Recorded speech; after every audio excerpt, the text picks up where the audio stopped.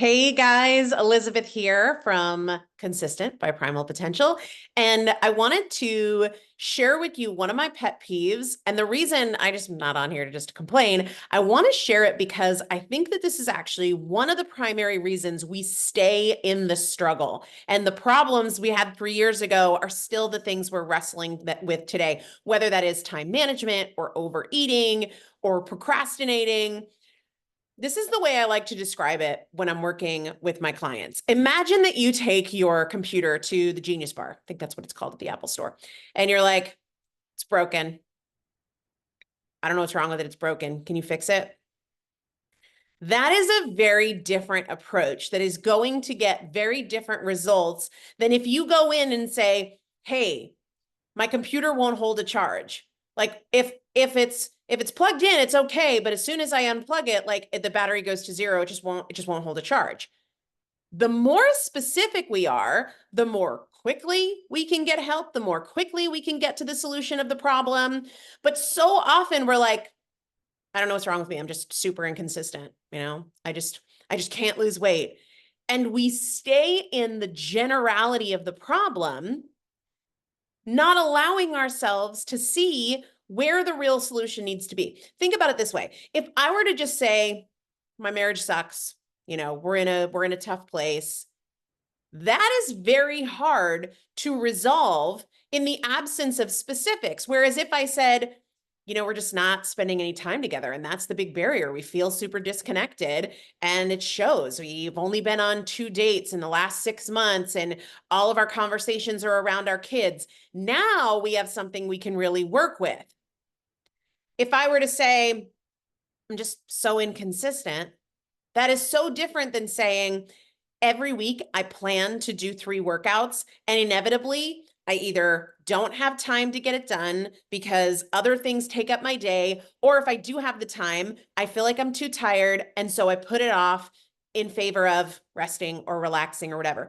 Now that we've been more specific, we can act on that so much more easily. Now, the other big problem that comes from not being specific, I'll give you an example because sometimes I like to use examples that aren't as emotionally tied to the true problem that we might be a little defensive about.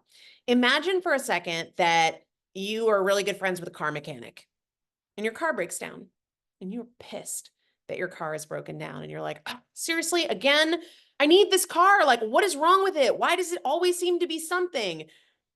But you don't call the mechanic, right? You're just mad that the car isn't working. And every single day you're like, seriously, again, you go out to your car to go to work and you're like, that sound, what the heck is going on? But you never call the mechanic. How many of us are just so frustrated by the problem, but we're not using the resources around us to create a solution? Sometimes I think we do that because we don't want to do the work. But the result of that is we stay in the struggle.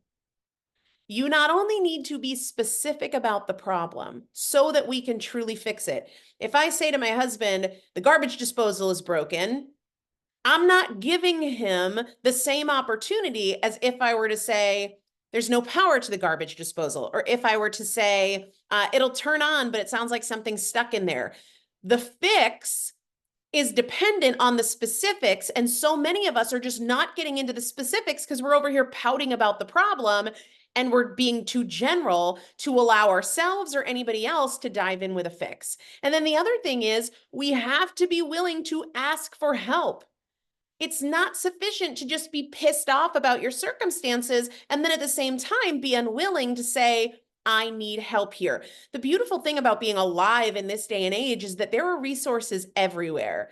Whether it is a coach or a mentor or a program or a book or a podcast or something that you've tapped into before that you never fully utilized, we all have access to help and support, but we have to be willing to raise our hand and say, hey, I need help here. So these are the kinds of things we talk about all the time on my podcast. It is called Consistent by Primal Potential. I really hope that you will join me there. Check it out. We have over 1,700 episodes. We have over 1,500 5-star reviews. It's called Consistent by Primal Potential. I hope that you will meet me over there.